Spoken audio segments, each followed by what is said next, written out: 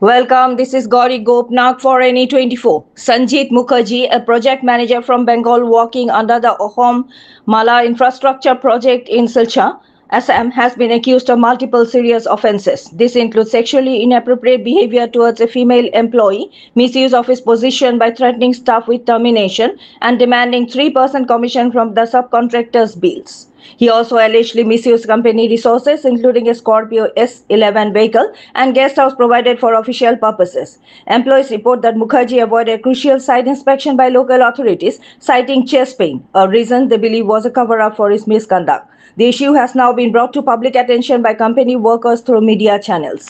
For more news and updates, subscribe our channel NE24 YouTube and support us by following our Facebook page. ঘটনাটা হয়েছিল উনি 31 March এখানে join করেছিলেন। Join করে বিকেল 4টা-5টার সময় ওনাকে স্করপিও S11 অ্যান্ড যাবতীয় গেস্ট হাউস দেওয়া হয়েছে। তো ওনার টোটাল 5 স্টার অ্যাকোমোডেশনও প্রোভাইড করা হয়েছে সব কিছু।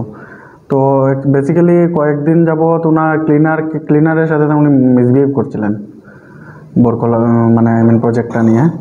প্রজেক্টে যখন ও ক্লিন করতে গিয়েছে তো মিসবিহেভ করেছেন, তো উনি জানিয়েছেন আমাদেরকে। তাও আমরা মিসবিহেভ বলতে মানে অশ্লীলতা আর কি, অশ্লীলতার চেষ্টা করেছেন, কিন্তু ওইটা আমরা আর বলতে যাইনি পাবলিক্যালি। তো তারপর একদিন গভর্নমেন্ট অফিসিয়াল ভিজিট ছিল, উনি জানতেন ওই বিষয়টা। ওনাকে বলা হয়েছিল, এমডিও ফোন করে বলেছে যে আপনি প্রজেক্ট ভিজিট করবেন, কিন্তু যে কোনো বাহানা দিয়ে উনি প্রজেক্ট ভিজিট করেননি। তারপর ওই মহিলাটার সাথে উনি ওই দিন অশ্লীলতার মানে কাজ করার চেষ্টা করেছেন। কাজ করার পর ওখানে মানে উনি মারধর খেয়েছেন।